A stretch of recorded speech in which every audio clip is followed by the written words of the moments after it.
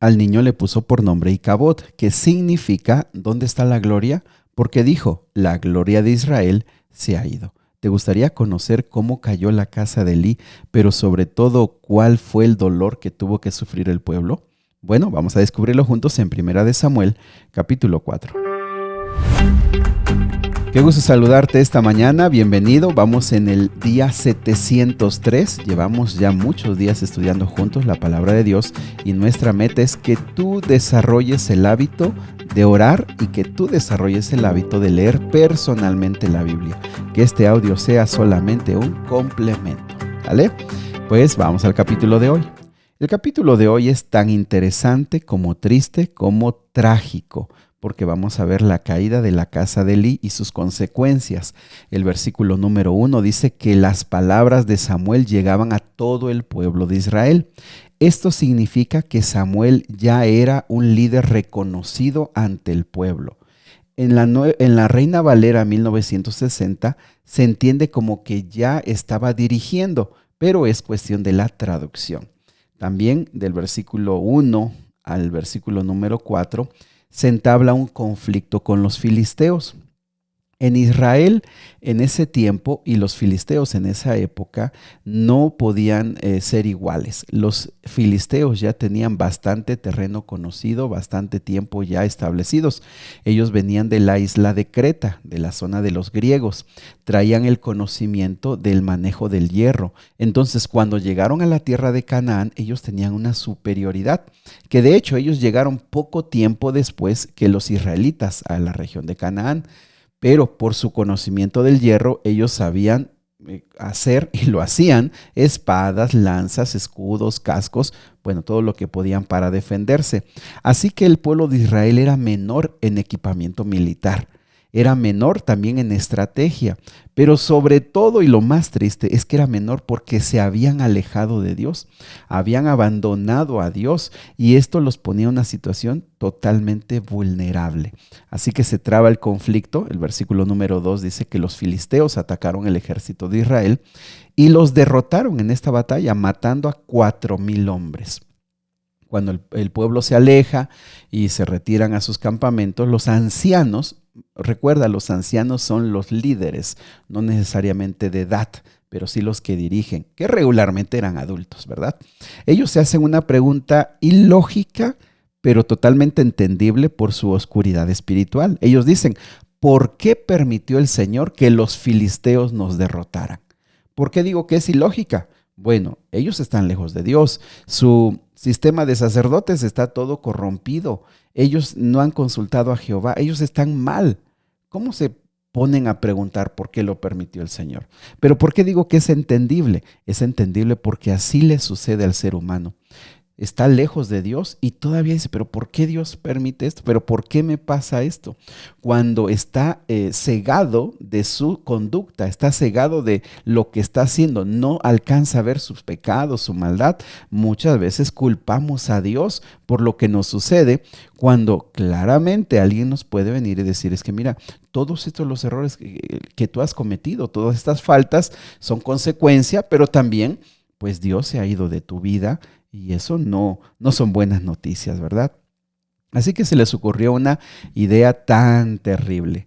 Dice el versículo número 3 que dijeron, vamos a traer de Silo el arca del pacto del Señor. Vamos a llevarla a la batalla con nosotros. Nos salvará de nuestros enemigos. Aunque en algunas pocas ocasiones el arca había acompañado a los ejércitos, había sido por indicación de Dios o en una consulta previa de Dios. No siempre el arca fue con ellos, pero sí se había hecho. Así que ellos dijeron, vamos a llevarla. El problema está en la construcción que aquí, hebrea, de esta frase. Ellos no llevan el arca porque consideran, queremos que Dios esté aquí. Señor, reconocemos nuestros pecados y no queremos ir a la batalla sin que tú vayas. No, ese no es el razonamiento de esta frase. El razonamiento es, en el arca está el poder y vamos a llevarlo para que nos salve y también para presionar a Dios para que Jehová sea el que nos libere. Básicamente, mis amigos, estamos viendo aquí que se usa a Dios o lo religioso como un amuleto. Y nuevamente, como lo hemos dicho en ocasiones pasadas, no seamos tan rápidos para juzgarlos o criticarlos, porque muchas veces a nosotros nos sucede lo mismo. No entendemos bien los conceptos de Dios, no entendemos bien los conceptos bíblicos y muchas veces usamos las cosas como amuletos, ¿sí? ¿Cuántas veces hay gente que deja abierta su Biblia ahí en su recámara o en el buró de su recámara como si fuera para ahuyentar los malos espíritus? Eso es pensar que la Biblia tiene un poder en sí misma. O cuántas veces nos acercamos a Dios o damos una ofrenda o damos diezmos como pensando comprar a Dios. Mis amigos, esta actitud refleja mucho del razonamiento humano. Ojo con esto, y con el razonamiento pagano de Dios, acerca de Dios, cuando queremos comprarlo o queremos forzarlo o queremos llevarlo como eso, como un amuleto. Allí sellaron ellos su alejamiento de Dios y las consecuencias que vendrían. Así que dice el versículo 4 que enviaron hombres a Silo y trajeron el arca. Y ahí con ellos venía también los hijos de Elí, Ofni y Finés.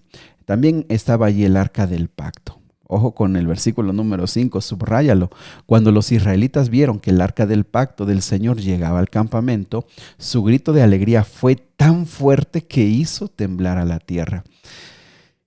El ejército se emocionó, hubo alegría, no sé, una emoción extraordinaria. Ahora sí, está el arca, vamos a ganar. Había euforia, había entusiasmo, había muchas emociones.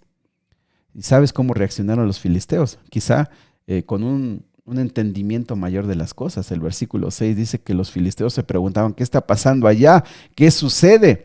Y cuando se les informó que el arca estaba allí, versículo 7 dice que entraron en pánico, los dioses han llegado a su campamento, esto es un desastre, nunca nos hemos enfrentado a algo así.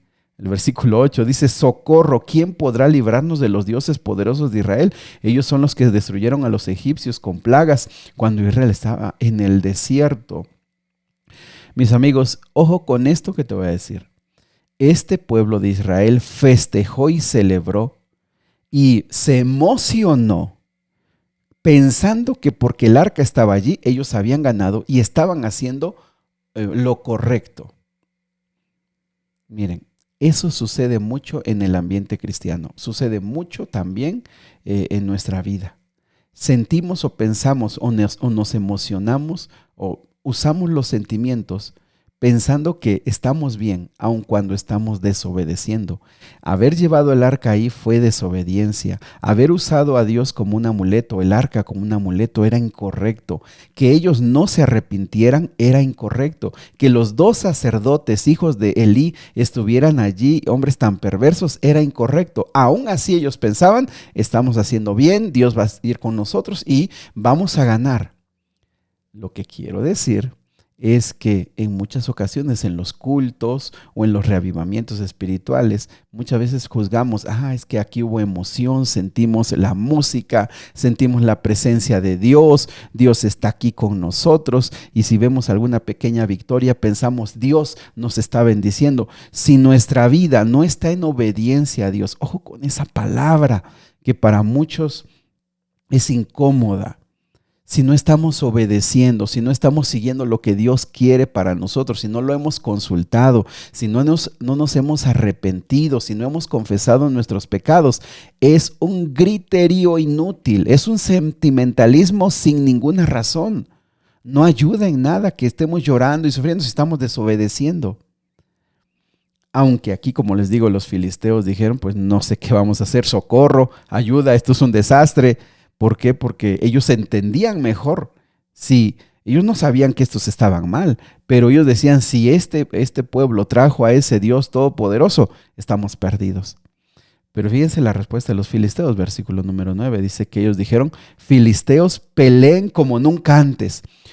Si no lo hacen, seremos esclavos de los hebreos, así como ellos han sido esclavos nuestros.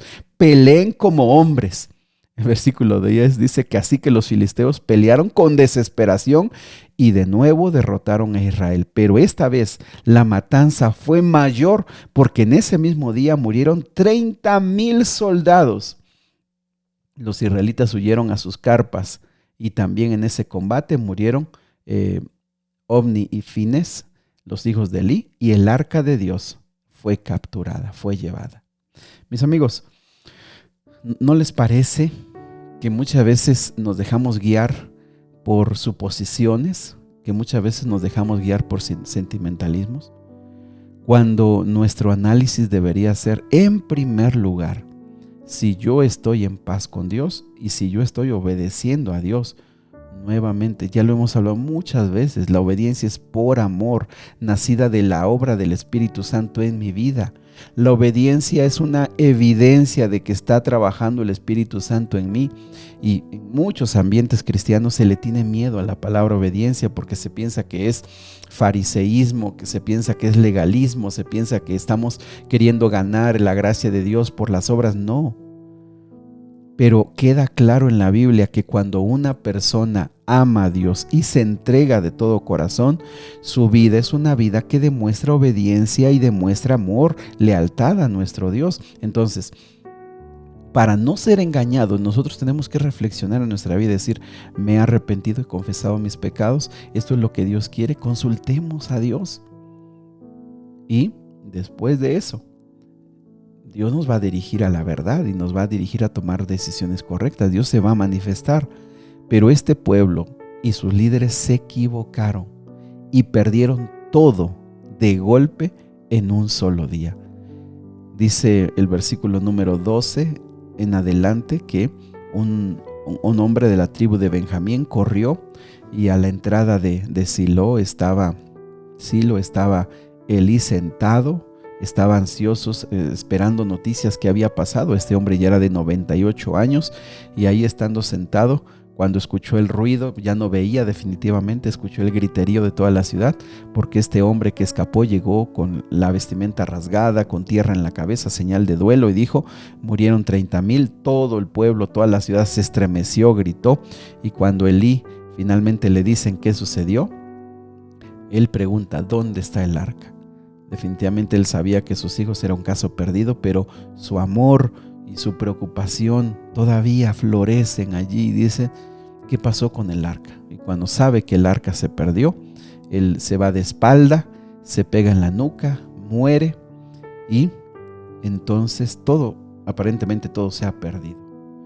Dice el versículo número 18 que este hombre ya era viejo, 98 años. Además era demasiado gordo, dice esta traducción. Había sido juez 40 años. Pero no terminan las tragedias en la casa de Elí. El versículo 19 dice que la nuera de Elí, la esposa de Fines, estaba embarazada y ya estaba cerca de dar a luz.